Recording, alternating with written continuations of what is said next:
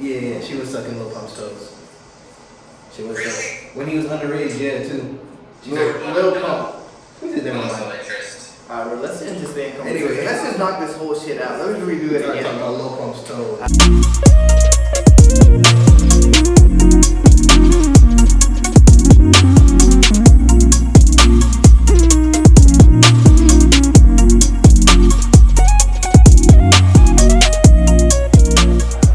Welcome back to Sports Talk. My name is Eddie, and we're back for another video. I'm here with Jamari, Orlando, and of course I got Ryan finally after going 10 years of going MIA. So thank God he's back. But other than that, man, how are you guys doing? I haven't talked to you guys in a while. It's been a crazy last 2 damn weeks. Yeah, I'm good, man. I'm good, just working straight out of work, trying to get to this bag. Regular old shit, same old shit. How about you? I'm doing good, bro. I had a test on Tuesday. I passed that bitch, moved it on to the next semester, and I got 3 semesters left of nursing, and I'm gonna have a comma on my motherfucking paycheck. Hell yeah. Hell yeah. That's what I'm chasing right now. How about you, comma on Orlando? my paycheck. How about you, Orlando? Orlando got a semester left. Shit. Yeah, about Orlando, he already spending the money. He in his head, he's already spent about $3 grand. So the first thing I'm gonna do, buy a Tesla. Second thing I'm gonna do, get a whole studio. I'm about to Third say, thing I'm gonna do, move out, get my own apartment. studio and the Tesla come before he even gets a house. But yeah, nah, man, regular old. How are you doing, Ryan? Doing good. Anyway. We're getting started from this week. How's school? It sucks. It's overrated. It's a waste of money. Well, damn. I don't know. Go to school, guys. I don't want to say overrated. Come on, Ryan. But other than that, man, we're gonna get into these sports. Today we have some breaking news that, unfortunately, my Lakers just can't get the shit right, man. Boogie Cousins tore his ACL. That's very unfortunate. This man, literally every year before he goes into like a pay year, something tragic happens. He bumped knees. And the thing is, he lost all that weight so quick in that small amount of time that as soon as he bumped knees, his ACL was toast, man. That's crazy. Yeah, it sucks, man. It's crazy. He's missed out on like hundreds of millions of dollars. Oh, yeah. It's not like 20, 50, nothing, like hundreds. He's a star, but he just can't keep himself healthy. Yeah. And in a matter of 19 months, less than 2 years, he's had 2 major injuries. And it only forces you to think, like, what would his paycheck been if he would have either stayed with New Orleans and got that paycheck they were going to give him, or go somewhere like, I don't know, any of the other teams that offered him a big When he went paycheck. out on a super max with New Orleans, what he? I think they offered him like a 2-year for like around $40 million. It was like a $20 million a year contract, and he lost out of that because he went to Golden State, got what, like the minimum or something like that, some crazy stuff. Yeah, or he got the minimum exception, which was like $8 million or $7 million, Something like that. I don't really know. And then he goes to the Lakers for like $2 million or something like that. And it's just like you've made literally maybe $13 million in 2 years, where you could have made $20 million in 1 year. Right. And he lived in California where they tax the heck out of his property, not even. So maybe not even $2 million. He probably made like $900K. No, that's not that serious. Yeah. But he probably made like, a solid half a mil or something. 1.2 or Half a mil, 1.5. yeah. So it's crazy, man. That sucks. At least we still got JaVale. We still got freaking Anthony Davis. But it's a big blow. You signed Boogie Cousins. You want to play him. Right. Shouts out to Boogie Cousins, man. Speedy recovery again. Hopefully, We'll see you in the playoffs. Oh yeah, we'll see you. We'll see you again. We'll see you in the playoffs. No, we'll see him play. We'll see him play again. He'll be playing again. People are saying his career's over. I think he still has some more basketball left in him. He's easy to recover. That's all. He just needs to sit out, recover, get healthy. Because he lost a lot of weight this summer. Lost a lot of weight. So your body needs to adjust to that. The real question is man, that's a lot of money.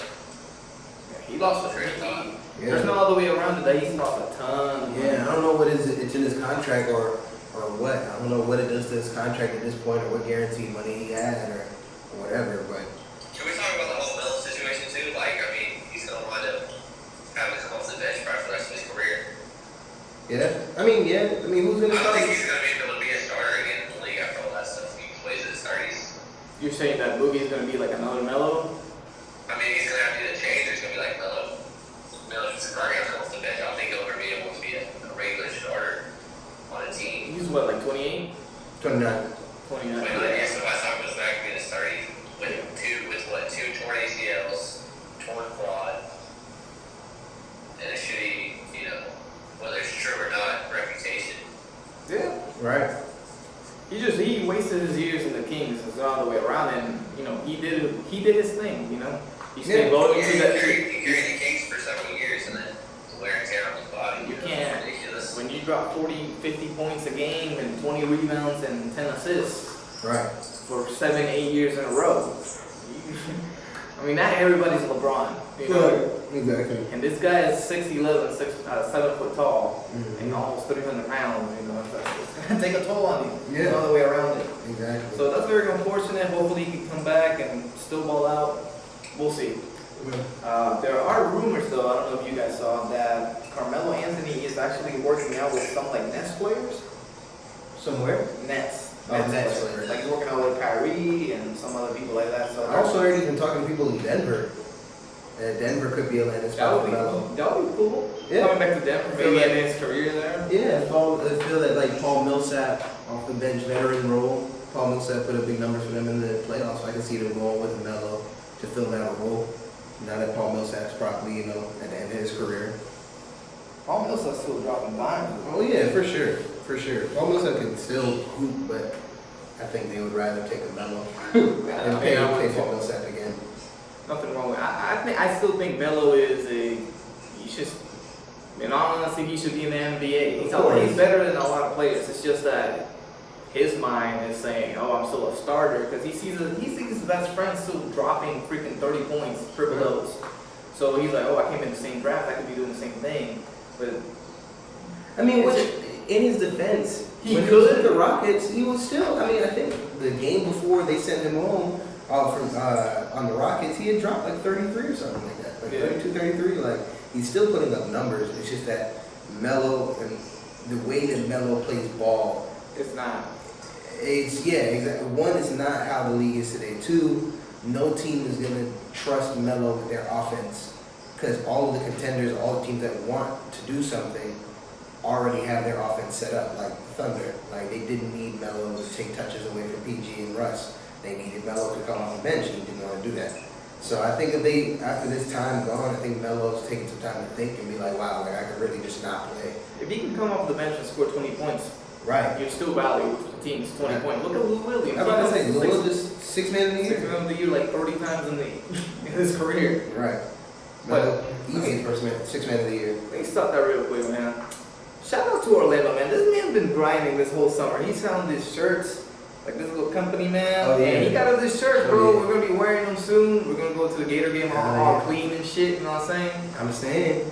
But Come on, man. hey, man. So shout out to Orlando. He's working his ass off for real, for real. That's a fact. And go up to go to the little website, the website that we have. Buy a shirt. Whatever you guys contribute, we're only gonna apply it back to the show. We're not gonna. Everything I we do can't. helps us. Help us help you guys. I can't put it in my pocket. But Orlando got some shit going on soon. Hell yeah. We over here splurging. I don't know. Like, damn, Orlando. But alright, bro. Other than that, man, we're gonna get back into this shit. So let's talk some. What's next? Conor McGregor, you're a bitch. Yeah. Let's get back into that. Kinda, You're a bitch. Somebody told you your whiskey is nasty as shit, probably tastes like pool water, and you fucking had to body slam the shit out of him with a whole ass fucking hand. If you don't know what we're talking about, Conor McGregor was just seen punching an elderly man in the face in a bar in Scotland, right? Scotland? Yeah, that was awesome. He's just corny. He looked drunk. We all know Conor McGregor's a hothead. He's known for doing hot-headish things. I think he has a coke habit myself, but that's just me. Damn. Come on, dude. Conor McGregor Conor McGregor is a cokehead, bro. Can we be real? You might be, I don't know, bro. Conor McGregor is a cokehead, bro. Did you see the Mayweather interviews, bro? The Mayweather press conferences? That dude was on coke. Like, he's a cokehead. Yeah, I remember watching that fight at Ryan's apartment. Yeah, Mayweather, no. McGregor is a cokehead. But anyway, he was seen punching the old dude in the face because apparently he refused. McGregor went into the bar and ordered shots for everybody, or a round of whiskey for everybody. And he declined. And McGregor bought another one for the dude just so he could drink it, and the dude I guess declined again, and McGregor punched him in the face, and then was dragged out of the bar. It's just corny, man. It's a bad look. I'm sorry, man. Me personally, I can't stand Conor McGregor. I never understood the hype that he had. And that's why Khabib put his ass fucking through the damn ring, jumped through the shit, and mauled out everybody in his family too. That's just me. I don't like Conor McGregor. He's cocky as shit, and I don't think he's that good. And it proved himself versus a fucking bear fighter. That's just me. But other than that, man, let me settle down a little bit. It's just I don't like when I get hyped up. And it's football season. We're only 8 days away or 9 days away. So, you know, my blood is motherfucking boiling. Time out. I'm glad you brought that up. I know y'all saw Daniel Jones. Oh Lord. Hey, Daniel Jones dropping dimes, bro. Okay. Better than Dwayne Haskins in that game. Alright, we're gonna go. We're gonna take one drive against the Jets secondary. Who was their backups? Not the starters. Backups. Their backups weren't even that great. Bro, Dwayne Haskins had 2 interceptions. Shut the hell up. I never said Dwayne Haskins was that great either. Okay, then shut the hell up. Then what the hell are you trying to prove here? Bro, hey, can we just go out and live too? We're gonna go this far. How about my Nathan Peterman this weekend? Nathan Peterman he had one play that he ran for 30 yards, and you want to really do something? He threw 5 picks in 1 quarter, Ryan. Shut the hell up with Nathan Peterman. You was on this bandwagon when he came out of college. I never had a bandwagon for him. He was trash. He came from Tennessee, went to a bitch ass school. Why am I gonna be on his damn shit? Because I was. So Yeah, you have an obsession with random ass fucking ducks. That dude's trash, Ryan. He had 1 freaking play, he ran for 30 yards, and you were here, yeah, that's my guy, Nate Peterman, bro. Yeah. He threw 5 picks. If you don't know who Nate Peterman is, he played for, who he played for, the Bills? Oh, the first one, yeah, the Bills. He played for the Bills, and he started 1 game because he was showing promise. He threw 5 picks in 1 quarter. 5. Perfect, alright. He said nobody's perfect now. Bro, 5 picks is I could throw 5 picks and get paid millions of dollars. I can go out there, get my neck broken, throw 5 picks, and get paid at least $500K. I could do that shit. You could do that shit, Ryan, with 1 leg. There we go. I can drop dimes. Anyways, we're gonna get back to let's get back to the football talk. So Daniel Jones, I mean, he looked confident. You look confident out there. And I've been hearing things that the Giants players really like him. They like his confidence. They like what he got going on. So maybe Maybe they got the guy. Maybe they drafted right. We will see next season. Starting in like 3 weeks, actually. Maybe it wasn't a mistake. I think you're just set it free or behind Eli before you even think about it. Maybe he should have been, what, 3rd? Second, 6th. Six, right? Yeah. Yeah, maybe he should have been 6th in the draft. We'll see, man. We'll see. Maybe. I don't know. I mean, I'm with Kyler Murray though. He looked good. Bro, Kyler Murray looks like a fucking thumb out there, bro. He's so damn tiny. Bro, he does not even look fun when they say If one of these damn 300 pounds put on his neck, it's game over. So I just hope he don't get caught. Fucking Daniel. I mean, that's the way they got playing right now. If you're No, that shit blew me. Like, seeing Daniel Jones do good, like, made me upset. Like, I was like, fuck. Like, I hate this Hey, man. Don't be hating from Duke players. I know it's that play, man. Bro. But, Duke. Hey, Duke. I mean, but that's also where what's his face is coached, and I mean he's probably Eli Manning's coach, and Peyton Manning's coach was the best. That's the guy. But other than that, man, Kyler Murray actually did surprise me, man. He has a really strong arm. I underestimated his arm, but when he was dropping, the little, I don't even know what that route is called, the comeback route. I mean, that's mostly what they're. I mean, that whole Yeah, every offense is built for a team that has a weak O line, which Arizona has the worst line, obviously. I don't know. I can give it to the Vikings. And I mean, the only way Arizona's going to be good is if they can run the football, because that whole offense is built to spread teams out. So if they can run it with a 5-man front, if they can run 5-on-5 or 5-on-6, and make David Johnson make somebody miss, then that offense could be very explosive. No, shout out to Kyler Murray. He held his shit out there, man. He was good.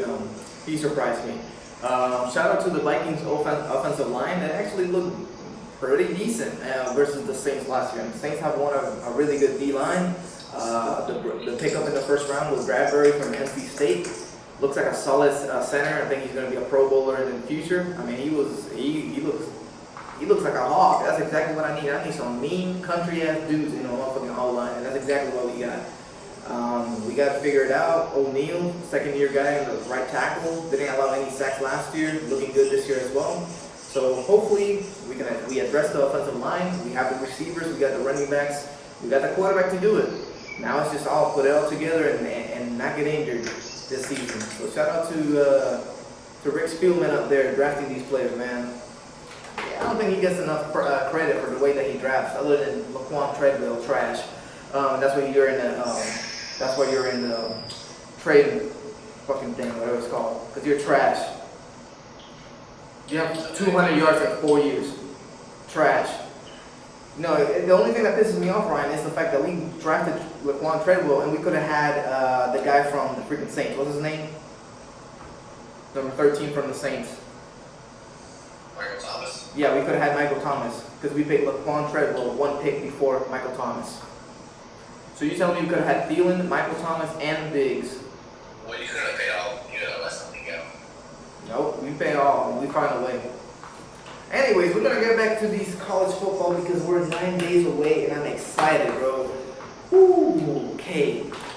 So we're gonna start with the Gators, man. The Gators, unfortunately, some professional, some reporter by the name of Matt Baker Oh Lord. had the audacity. Not the audacity. He was right for bringing it up.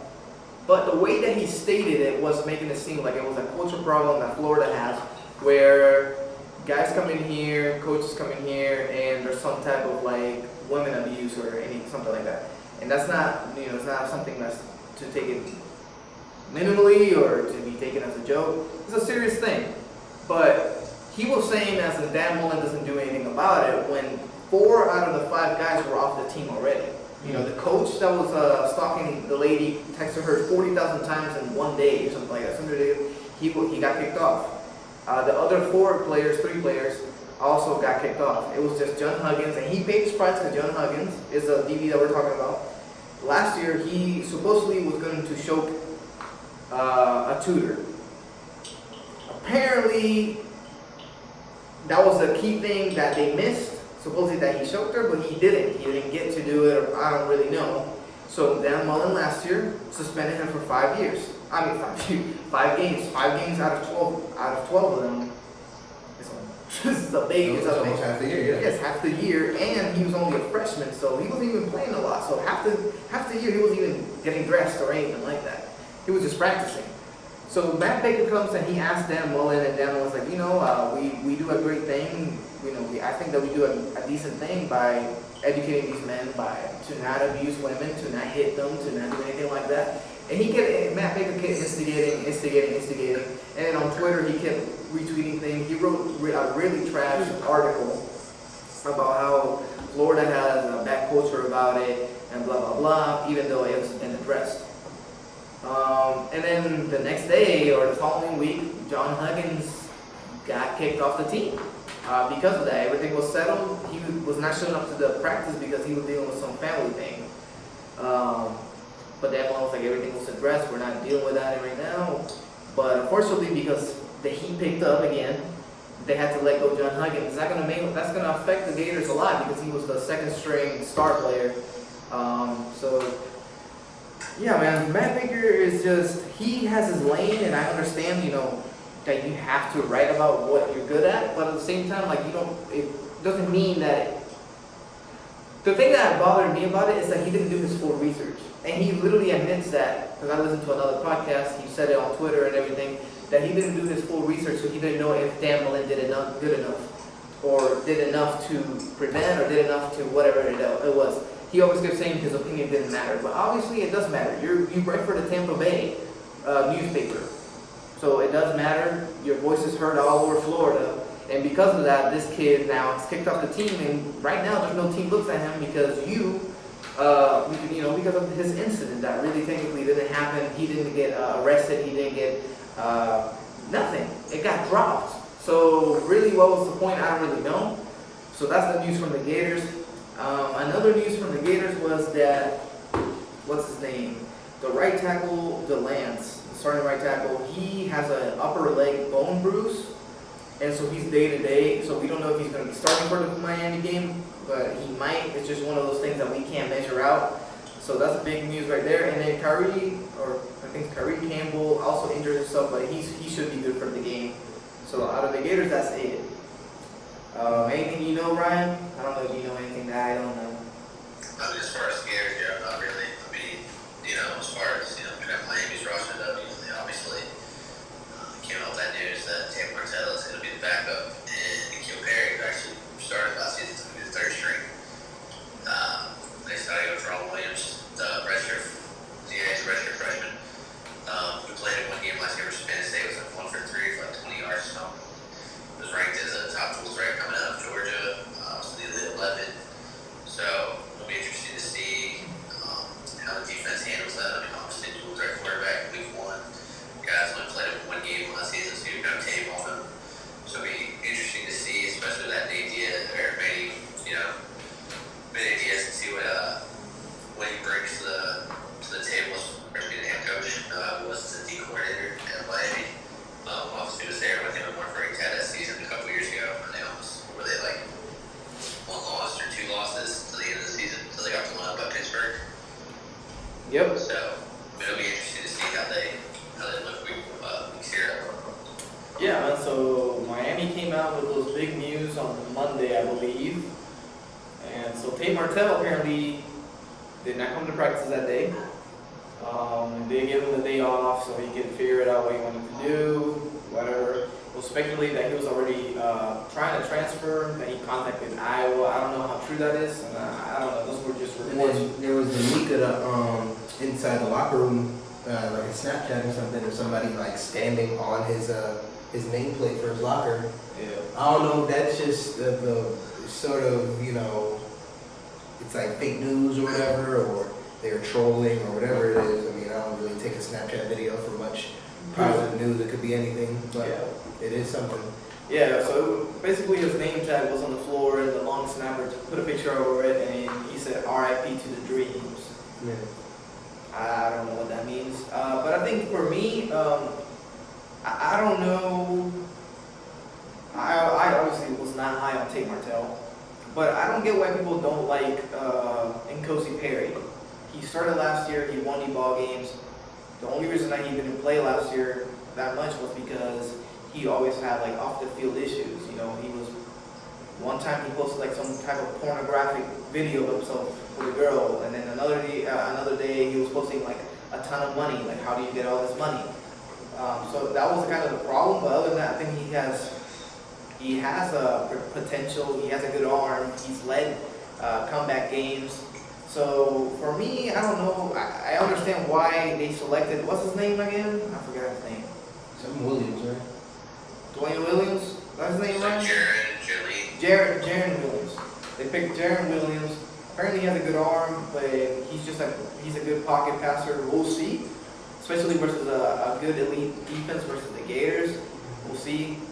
Both of their tackles are like freshmen or something.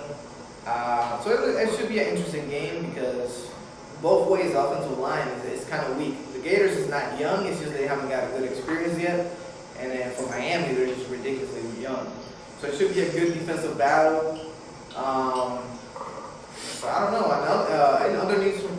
I mean, and it could be like what Ryan says. Just Tate was one of the most popular prospects going into college, and like you said, the other guy started for them. So it's just there's a lot of tape on both of them. So maybe to kind of get an edge up over the Gators, they're throwing this guy in there just because nobody knows what he can do. It might be. I've heard that multiple times. That might be it. Yeah. Maybe they want to take, they have, because the Gators have N'Kosi, footage. They have Tate Martell one bitch-ass game versus some high school team footage. So maybe, they want to catch the Gators off guard or whatever it is. And that's fine. I mean, I'm all for it. I'm ready for this game. Should be a good game. And there is rumors that the Gators in Miami are going to actually be playing more home series. So I'm very excited about that. It should be dropping next Tuesday. So that, you know, so they're trying to get it on the 2023 schedule. So you know what that means? A lot of gang shit. A whole lot of game shit. No, but for real, I think it's something that should have been done a long time ago. And this is for all the Gator fans that don't want to admit it. The Gators were, quite frankly, scared of scheduling Miami. I don't know if people knew that, but it's true. Miami kicked our ass for like 8 years in a row. Every time that we played them, they bust our shit. But I think we have like one win in the past 9 matchups, which was the 2008 when we beat them 26-6 or 23-3, whatever it was. So Miami lately has had the upper hand on us. And when Jeremy Foley was here, they didn't want to schedule Miami anymore because we were getting our ass bust. Well, I think now too, with you know, the way like Big Sammy came on said, you know, they're starting to schedule, you know, more Power 5 conference teams. Yeah. And you know, that would put you at almost 10 a year. Exactly. So I think that the Gators should 10 start. years to ACC, and then, you know, a bowl game if they make it, and the SEC championship game if they got that far. She was like 11, 12 games, 13, 14 games schedule. Yeah, and we're going to talk about that a little bit too, about the attendance in the stadium. But I think that the Gators should start every year with Miami, and they should close out with Florida. A big rivalry game to start every single year, a big rivalry game to start to end the year every single year. Plus you have those 3-4 key matchup of rivalries in the middle, because you play Tennessee, you play Georgia, you play LSU. So you're talking about 5 rivalry games, 5 games that people are going to show up to, 5 games that's going to draw a lot of attention by the media, by the TV, by everybody, you know. So it is very important, I think, that we schedule Miami. And it's time to just stop being scared of Miami. Quite frankly, Those games are also super important. Let's say if you go into that one season losing to Miami, Florida State, well, there was your recruiting edge, you know. Yeah, exactly. So these games are not only must-wins on the field, must-wins, you know, recruiting battles, you know. Exactly. So it'll bring back what Florida used to be in the 90s and early 2000s, when it was like Florida, FSU, and Miami every single year, trying to win the championship or whatever. So that should be it every single year. I don't need Michigan being ranked. I don't care about Michigan or Michigan State, quite frankly. So I think that we should schedule them. And for all the Florida Gators fans that don't want to hear it, it's true. We've been scared. We didn't want to schedule them, but now Strickland is here. Dan Mullen is here, and they're not scared of anybody. They proved, they've shown it. They scheduled Texas. Now they're starting to schedule Miami, and hopefully we get the more Power 5s. So a little bit back more into the attendance issue that we're trying to address. So it has been shown lately that a lot of students aren't showing up to the games for many different reasons. And to me personally, if I go to a university where I know the football tradition is rich, I don't really understand why you don't show up to the game, because it's something that you're not ever going to experience again. Plus, your tickets are super cheap, or at least sell it to somebody that wants to go. Right. That's my take. But people are saying that they don't show up because it's hot, because you'd rather watch it on a TV, where they'd rather not spend much money into the stadium, or whatever the case it is. I don't know. So my question to you, Jamar, would be, what do you think is the reason that people aren't showing up to the games? I mean, they have like student tickets and just aren't showing up. Honestly, I think game day is more of a party thing than the actual game for a lot of people, especially like today. I feel like a lot of people feel like, it's just an excuse to be drunk in the street and get together and drink. I don't think people really care about the game as much. They can just put it on the TV and tailgate.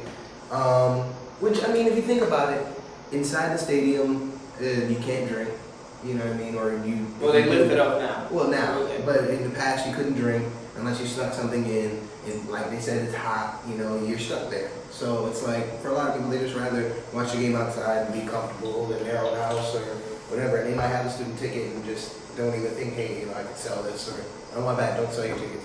I could trade it for a pen and, do whatever. You just don't even think about that, they just don't go. So, I mean, I think that might be the reason why. What about you, Ryan? I mean, because you heard Nick Saban come out and say this week, he said, that they're not filling the stands. And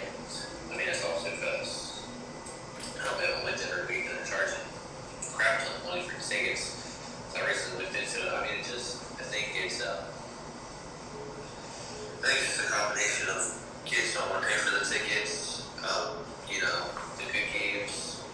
Even as a student, I mean, still just I see tickets for $40-$50 a pop. Yeah, to me personally, I think like let's just. I mean, your average college student really can't afford $40-$50 just to spend on a ticket. I mean, But it's not really $40-$50 because let's just talk, for example, the Gators. They give you season tickets for $140. That means that you're essentially paying $30 or $20 a game. Especially last year we had 7 home games. You paid $20 a game. People would love to pay that much. Because we were over here paying $80-$90 for just one trash team to come here and get their butt whooped. I think that mainly for the Gators, it's just that the 90s were so rich. The early 2000s and the late 2000s were obviously so rich. We won 3 national championships in those 2 decades.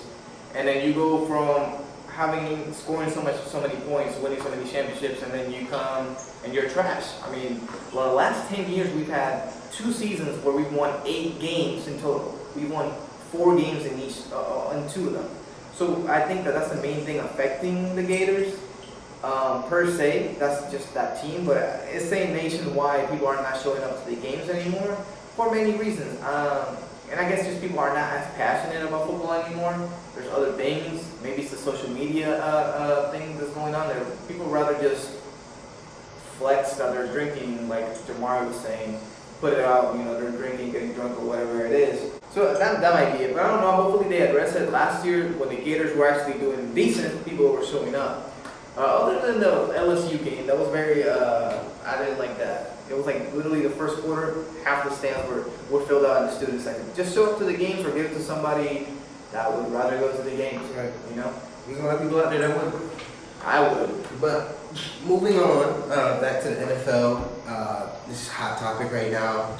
The NFL's released a partnership with Jay-Z over creating a new social justice branch or some sort of program that includes social justice and just kind of like how the league looks.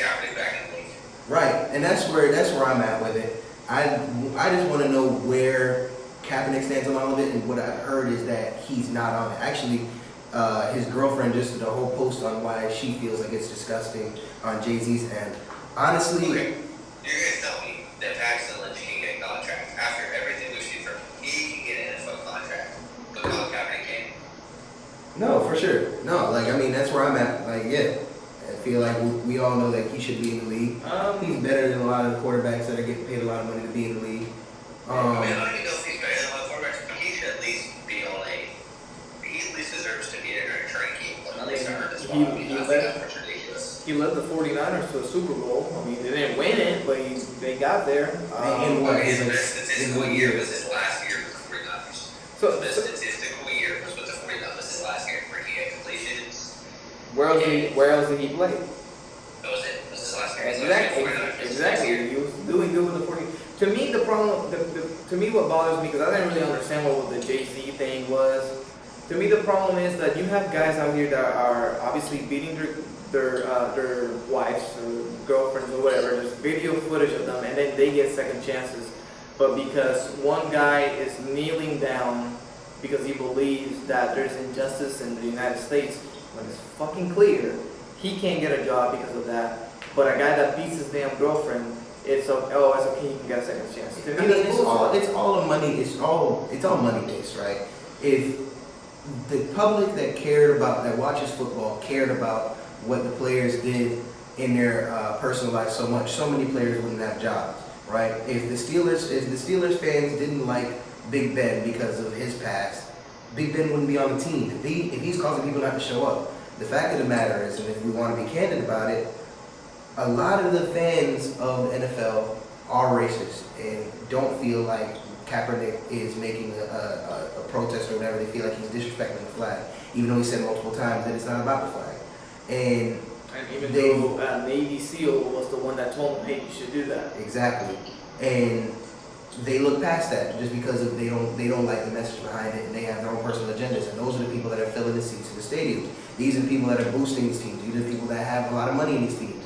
I mean, you know, you have owners in the NFL themselves that said, you know, it's damaging and they don't like what he's doing. So it only makes sense that due to money, they feel like he shouldn't be in the league. And it's all a money thing. It's all money. And it's money and it's race. And at the end of the day, that's what we have to look at. So when it comes down to it, something like this, I feel like we just have to see where it goes with this Jay-Z thing. I feel like we just have to see where it goes. We just heard about it through a leak, you know. I mean, it's leaked that he's even partnering. So we need to know. We need to see what it's going to do, what it's going to change, what it's going to come of it first before I can pass any judgment. But honestly, like Ryan said, I honestly don't care unless it's bringing Kaepernick back into the league, because at this point, if he doesn't, then what's the point of it? But that's my belief on it. Yeah. I mean, I just stated my beliefs. I think that is, it's two-sided. It's two-sided. I mean, one guy can beat his girlfriend to fucking hospitalize them, and then they can get a second chance, and it's all fine and dandy, and you want that person on your team, even though what you probably are teaching your daughter or your son is, you know, if your daughter, don't ever get hit by a man, and if that happens, you need to tell somebody, and if you're teaching your son, you tell him not to ever hit a girl. But yet that's the guy that you choose to be on your team, you know, to have on your team, rather than a guy that's just expressing his feelings. He's not done anything wrong. He's still within everybody's rights. He has his right to protest, but that guy that's not doing anything wrong, that's the one that you want on your team. But the guy that's doing something criminally wrong, that's the one that you do want. And it is what it is. I mean, we're going to be dealing with this forever. It's always going to be some type of problems. But yeah, I didn't really get the Jay-Z thing. I didn't even really good look into it because I thought, you know, I saw the Colin Kaepernick thing, and yeah, that's it, man. I don't know. We'll see. We'll see how the NFL heads. What's another NFL thing that was going on was what was it, Ryan? Something with Antonio Brown. Let me get this. Hold on. I got this. Antonio Brown. I defended you a lot personally in personal conversations when it came to you demanding the money that you wanted on contracts and where you decided to go, and you taking your destiny in your own hands when it comes to what you do and who you put your body on the line for. And I understood it. But at some point we have to look at your priorities here. When it came to, like we just said, protesting blatant, you know, injustice in this country and standing behind, you know, someone who is in the same profession as you, is in the same position as you, standing behind them and just kneeling, you decided that it wasn't worth your time and that you would rather, you know, keep your job and feed your family even though you're already a millionaire, instead of standing behind which we all know is right, or at least what we hope you think is right. But as soon as you're told that you can't play with a helmet that you like, you threaten retirement and you threaten not even playing football anymore because you can't play with the helmet that you like. Mm-hmm. And it gets to a point where we all have to think about what your priorities are. And we look at it, it's obviously money, and it's your own wants and needs. You put them above the team that you're on, you put them above the people that are behind you, you put them above what we feel is right or wrong, you put it above all that. And you masquerade it behind bullshit, you know, agendas and bullshit reasons when we all know what it is at the end of the day. We all see right through it. And personally, to me, I'm getting sick of it. I feel like Antonio Brown is becoming a little too big for his britches, especially when it comes to arbitrary things that mean nothing to anybody. So that's my take on it. I don't know about you guys. To me, he just needs to stop. Right. Just play your football. Like, you know, you said you love football. Go play it. I mean, it's a helmet that is obviously for a reason not implemented, not allowed in the NFL. It's not just, you know, it's not to you. It's not to bother you. It's not anybody. Anybody that was wearing that helmet is not wearing it anymore. And it's for a reason. It's because it's not as safe as the ones that we have now. And you're saying that if you get an injury from the helmets that they're going to make you use and all that, then you're going to sue the NFL or whatever it is. But quite frankly, they're trying to help you because they're using a more advanced helmet that is better for everybody in the league. I mean, there's people like Tom Brady, there's people like Aaron Rodgers. They're wearing the same helmet. They were wearing the same helmet that you were wearing, and then now all of a sudden it's a problem for you. You know, Tom Brady said, "Hey, I don't really like this helmet that I wear now, but guess what? I have to deal with it," and you just move on. There's a reason why it was implemented, and that's it. I mean, there shouldn't be any drama. There shouldn't be like threatening the whole NFL and your organization that just paid you millions of dollars that you're gonna retire simply for the fact that you're not wearing a helmet. I think that's a little bit babyish to me. That's just my opinion. Right. I think you're a great receiver. I think you're one of the greatest in history. What you do at your size is incredible. I mean, you put 1,800 yards like it's nothing every single season. There's no doubt about your talent. Your talent. You're great. You're fantastic. I think that eventually, at the end of your career, you'll be a top 5 receiver of all time. With the amount of yards that you're accumulating, the way that you play the game, the way that where you came from. You came from a small school, Central Michigan. You are a fantastic player. But at the end of the day, all these off the field things are taken away from you. I think you just need to focus more on football and just ball out. And reevaluate what you think is important. Your priorities are fucked up. Moving on, how do y'all feel about Dak Prescott demanding his money? Okay, this is a good topic right here. Can somebody pull up Dak Prescott's yard stats? Gotcha. So let's just go ahead. Let me go. This will probably be. Yeah, it's probably Brian's forte right here. So, hello, Ryan. I think you look at Zach. You look at Dak. Okay. And you look at like the Carson Wentz contract. Obviously, Carson Wentz can't stay healthy. I think Dak Prescott. So I think his asking point. I mean, he's been on a great deal for the past seasons. I mean, he's out the 4th round. He's only scheduled to make $2 million this year. I mean, the guy out for practically nothing. And this is where it gets tricky because I think Zeke is 2 years out, so Zeke's asking for his contract. And Zeke being a running back obviously makes sense with their last minute. He wants a new contract, and I think he's skipping the steps here. And you got Jerry Jones coming up publicly saying that they're going to be balling out, whether he's there or not. And so if it was me, I would pay Dak 32 to 34 million. I'd have incentives to get it to 40, which I think is where he wants it. Obviously, they've got him on deals that make sense for him to get the money he's earned as far as putting that TV together.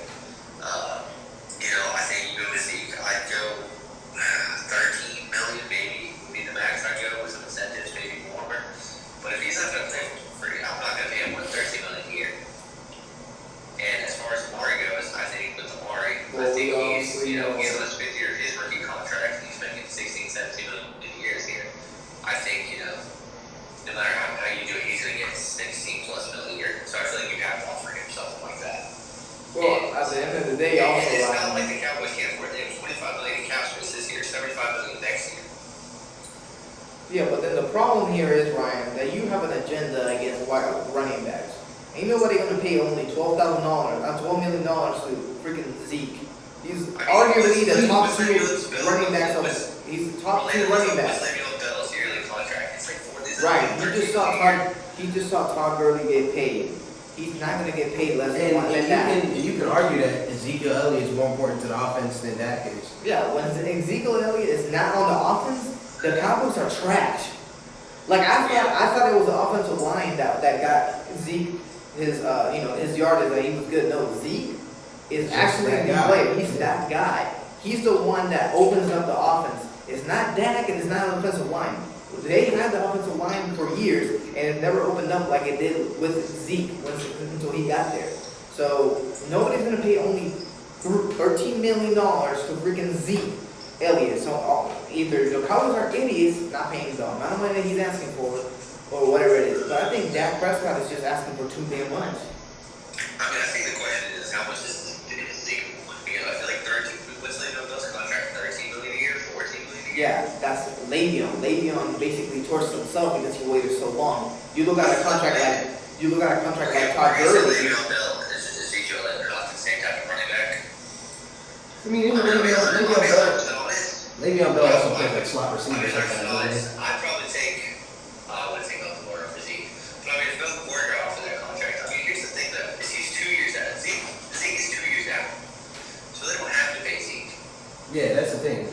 here's the thing. Zeke's 2 years out. Zeke doesn't have the money. I don't think Zeke is not going to get first round money. Zeke got first round number 4 overall money. Yes. But running backs are realizing that they need to get paid early because their span is not long. Right. Ryan died. He's gonna. Quite frankly, to me, Dak Prescott is a good quarterback. He's a good game manager, but I don't think that he deserves $40 million a year. Here's the thing, right? Players are realizing their worth, right? Like for right now, look at somebody like what Draymond Green is going to be next year, or actually no, he just renegotiated his contract. What somebody like Giannis is going to be next year, right? Somebody who's in their contract, I don't know what the hell's going on. Dude went into a firework fest. Somebody who's a star player on their team is in their contract year, and nobody else is getting signed that year, right? Like Brian just said, the other players on the team are on contracts already. Zeke is 2 years out. I don't know what he's doing. Or Zeke's 2 years out. So Dak realized that they have this much amount of money to spend this year. Why can't they just give it to me? I've been here. I'm a pivotal player in the offense. I'm one of the star players. I'm one of the star players in the NFL. You have the money to give it to me. Why don't you just give it to me? What's the reason to not give it to me? I guess this point. You're not paying anybody else. The problem here though is Zeke is jumping the chain. But obviously Dak is up. Because Dak is on 4th round. Dak doesn't have that 5th-year player option. His contract's only 3 years? Yeah. Coming out, his contract's 3 years. So Dak is due his money. So obviously, they need to pay him because, they've been paying him, practically next to nothing. And that's not his fault. I mean, they got to steal the draft. And obviously, Zeke wants his money. And Zeke's 2 years out. Now, if you pay Zeke, I don't think, Zeke's worth more than 13, 14 million a year. And you know how I feel about running backs. 14 million a year is still a lot. I mean, I think, To me personally, I think that. I think what I would do is what's going to happen is the first game of the season, if he's not on the roster, what if the kid from Memphis runs for 125 yards the first game? I mean, because if you're looking at Dallas' first 3 games, Dallas should be 3-0 early.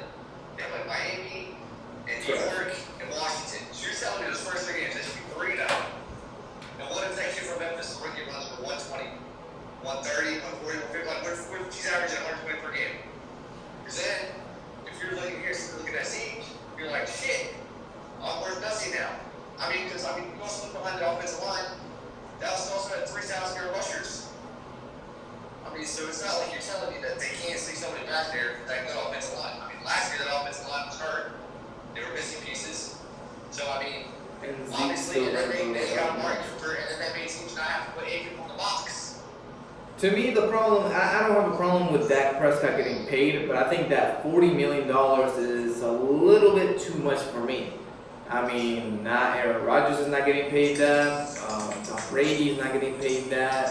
Other star quarterbacks are not getting paid that. And you're talking about Dak Prescott, who really hasn't. He's done good. He hasn't done. I mean, you can't put a price on chemistry though, and that's the thing.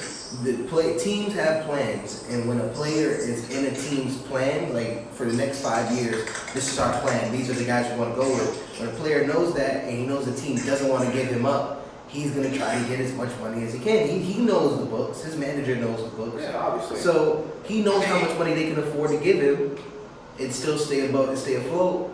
He's like, why not give it to me? What are you gonna use it on anyway? You know what I mean? They need a defense. That's true. They have a defense. They have a young defense. Right, that defense is trash, bro. And I feel like Ezekiel's in the same boat. That's all. Well, they have $25 million this year and $75 million next year. So you're telling me they can't afford to pay? They can afford to pay all 3. They can afford to pay these 3. And I think the thing you look at is, a couple years ago, Jerry Jones did the exact same play. $40 million. With, Tony Romo, Marco Murray, and Marcus Ware. He let 2 of them walk. At the end of the day, as the Cowboys, I don't care about them. I'll be completely honest, but I think $40 million for a QB like that is a little bit too Wait, much. so Ryan, are you saying? I mean, like outside of your running back bias, are you saying pay Zeke, or are you saying if he demands too much, let him walk? Because I think I'm saying this is what I think. I say you pay Zeke. I think $13 million a year is no right. Whatever Le'Veon Bell's contract is, be the exact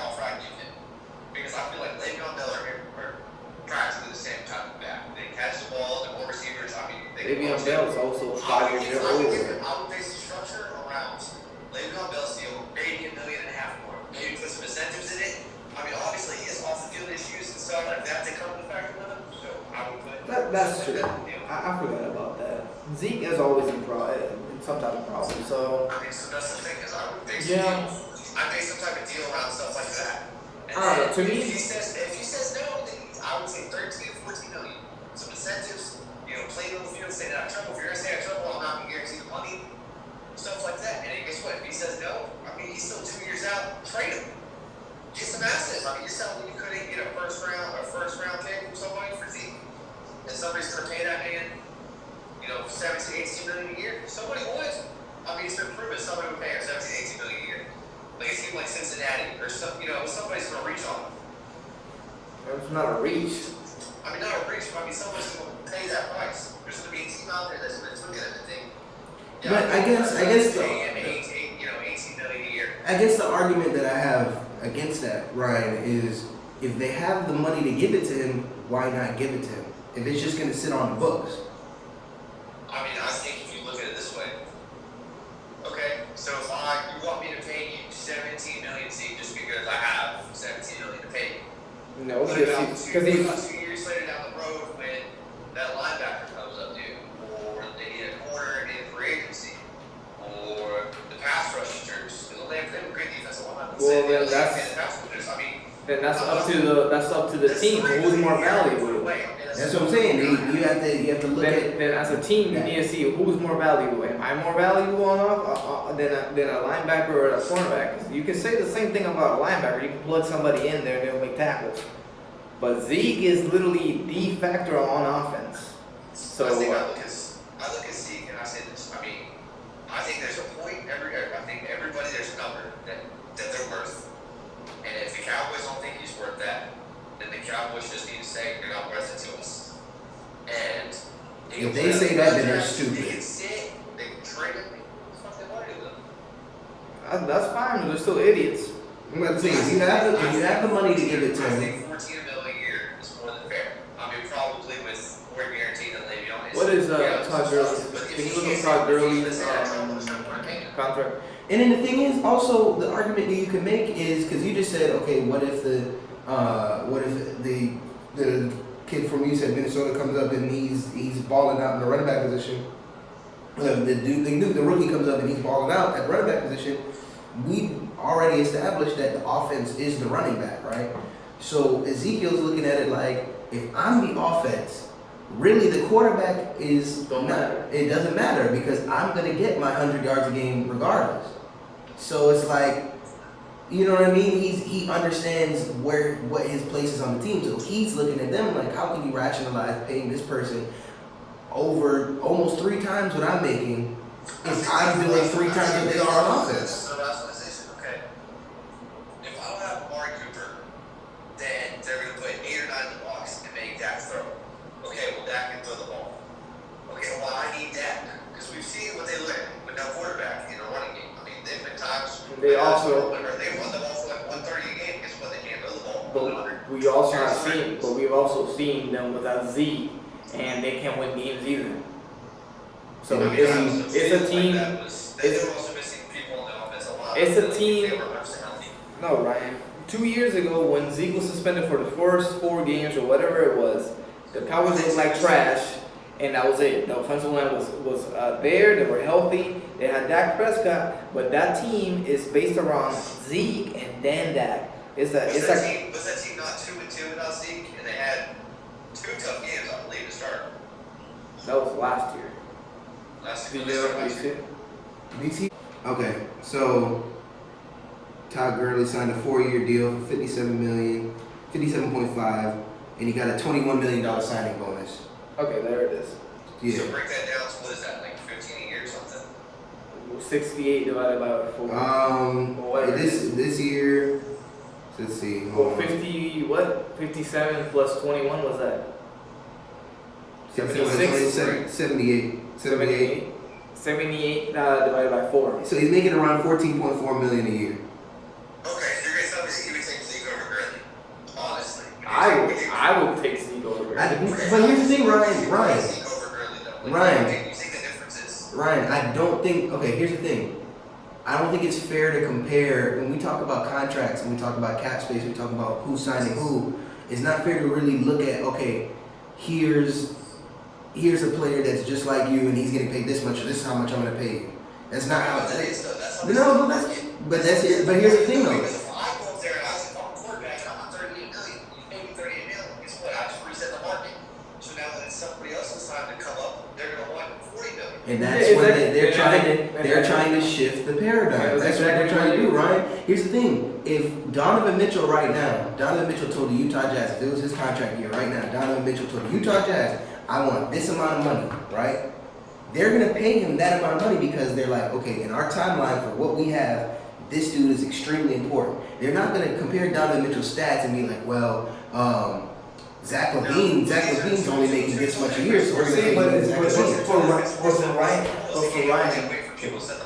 For Ryan, it's different It's because the same way that they're doing with Warren. Like Julio Jones, okay, let's say Julio Jones is paid $58 million for 3 years with 30 million guaranteed. Okay, yeah, Ryan. But the problem here, right, so that's like based on every deal. It's resets the market. yeah, but the problem here, Ryan, is that you have it against the running backs though. You just said that you just said that people go get a contract and they just reset the whatever the hell it is. The market, yeah. The market. Okay, so if Todd Gurley got paid 14.5, whatever it was, you don't think that Zeke's gonna be like, well, I'm better than him, I should be getting paid $16 million a year? Yes. What did I just say? I said this is what I would do. I pay him 13 or 14 million a year. Bro, 13 and 14 is not 16. I give him more of a signing bonus and twist of incentives. Because my thing with Todd Gurley is, Zeke's been in legal trouble. So I will put incentives and I will make it to where he'd be like 17, 18 million a year. Okay, but it'll still be $18 million a year, Ryan. I know, okay. Well, I'm saying I would make his 14, and I would probably try to give him a bigger signing bonus. I would make the signing bonus way bigger. Okay. That's all I'm saying. And that's fair. Okay. Well, we argued for 20 minutes for no reason then. Maybe you go 14-5 then. We argued for no reason, Ryan. I just don't. I feel like there's a number in your head that is worth it. You know. And that's the thing. That's what players are doing. I guess what my argument is, players are trying to get to that because they're just trying to see their worth to the team. They're not trying to see their worth compared to what other teams view other players as. They're looking at the money that the team has and what the team feels that player's worth. Also a league where your contract is based off of what the last guy got. I'm just saying that. They even do that for rookies coming in the first rounders. I'm just saying because if that. Aaron Rodgers gets paid, listen, here's here. Like, Dak Prescott's about to get $40 million, right? He gets 30. Right. If he gets paid $40 million, do you know how much money Aaron Rodgers is about to ask? Just think about it. Aaron Rodgers is a light years away player than Dak Prescott. If Dak Prescott asks for $40 million and he gets it, that means this dude is gonna ask for 50, maybe even. And that's the thing. That's the argument. That's the big argument. Is Aaron Rodgers worth it? All the stuff he's done for the Green Bay Packers, is he worth that exorbitant contract that I feel like he deserves? Yes, You know what I mean? If but they I have feel the like, money, but there's a difference between Aaron Rodgers being worth it and Dak Prescott. but I think Aaron that's Rodgers. the thing. That's what everybody's saying. You're telling me to talk about quarterback? No. When it was his turn to get paid, he got paid. It's a Wait, who? Kirk Cousins. What about him? I said, is he not a top 5 paid quarterback in the league? He's third, fourth. Okay, exactly. So this is my point. Is when the contracts. So the way they do it is, they look off other people's contracts and then I want more than him. So they get more than him. And then when it's your turn to come around and collect the money, then you do it. Obviously. Yeah. One quarterback's making $22 million a year, and then Joe Flacco got like 28. And then guess what? The market was now $28 million for a quarterback. Exactly, and that's Ryan. You're helping me. That's what I'm saying. Like, Exactly. Ryan, no, listen, Ryan, hold on, listen to what I'm saying, Ryan. You guys are agreeing. I'm the one that's not agreeing. Ryan, listen to what I'm saying here, though. Ryan, that's not the argument. Listen to what I'm saying, though, Ryan. Ryan, what I'm trying to tell you is that players are trying to change that. Players are realizing that they are able and they have the they have the cachet to walk in and know the numbers of the team and be like, this is what am I worth to you guys? This is how much money you can afford to spend on me. How much am I worth to you guys? I don't care what this person is doing. I don't care what this person is doing. In what we're doing, how important am I to the future of this company, and how much are you willing to pay me? If you're not willing to pay me this amount of money, given that you have this much to spend, then this is what I'm going to do. I don't care. That's the thing with the NFL, though. Obviously, that's not their. I understand how contracts work, but I'm saying that's what players are trying to do to change If it. you're willing to do that, like if you're willing to come up to 6 and say, I want $18 million a year. Well, you better hope as a team. Holy shit, but we're not talking about running backs. We're not talking about. I mean, I'm talking about a player in general, but I'm just saying. I'm talking about player in general. I mean, like, if you're willing to ask for, $25 million a year, and they say, I mean, the problem is okay. You get 23. You better also want to pay $25 million a year. Okay, but then my next question with that, we have to finish because we're about to get a whole last thing yelling at us. But my question would be when will be the limit? Exactly, and here's the thing: if a player is confident in his ability, if Ezekiel Elliott is confident in his ability to be able to get 100 yards a game, and he's like, I want this amount of money, and if you're not willing to give it to me, then trade me. I'll go to another team, and I'm going to do the same exact thing. I'm going to be just as good on another team, and they'll be able to pay me however much too. You're running a risk because I know I'm good. In our head, we're like, okay, yeah, running backs are bound to get injured, or they're prone to injury because they're always in the line of fire. But if you look at it, if a player is confident in his ability, he knows what he can do. He's gonna be like, I want this much, or trade me because I can get this the same amount of money somewhere else. And that's the part if you're like a team you're gonna have to live with. Is he worth that to be, or is he not? Because you also have like the other thing. Because I mean, as a GM, I'll be looking at him, but like what I'm looking at next offseason. Who do I have to pay next offseason? Who do I have to let go to pay this guy? And some teams, can do that. Like if you're in a small, like if you're in a market where you are a trash team. Like Cincinnati, like if I'm Cincinnati, I see AJ Green. I'm gonna pay AJ Green what AJ Green wants because really, who am I really gonna get?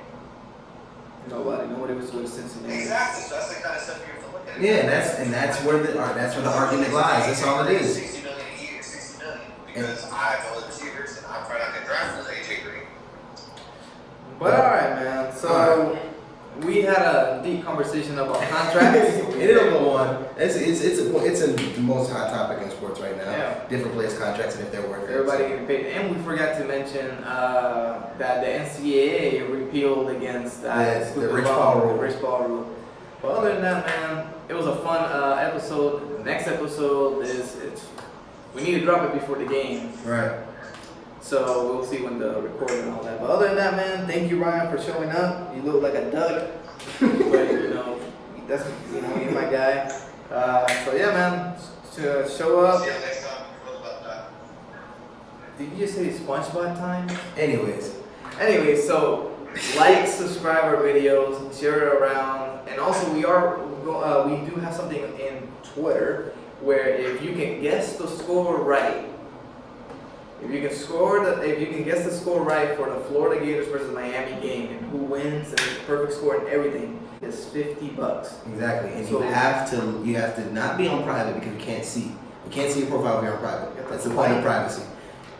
Like and subscribe, and then comment your name under the post for you to be in the drawing. And if there's more than one person with the same score, name goes in the hat. We're just gonna pick one. So the first thing you're gonna do when you open it, follow. The second thing you're gonna do, you're gonna like it. Third thing you're gonna do is you have to retweet it, right? Retweet it. And then the fourth thing you gotta do is just put either you quote retweet your score or you comment the score. There's a lot of people that have been doing one or either or the other, and they're not gonna be guaranteed to get the money because even though you get it right, because you didn't do the correct things. Follow, like, retweet, comment. That's it. But other than that, man, y'all have fun this week. Hope everybody's well, and we'll have another episode next week. All right, y'all.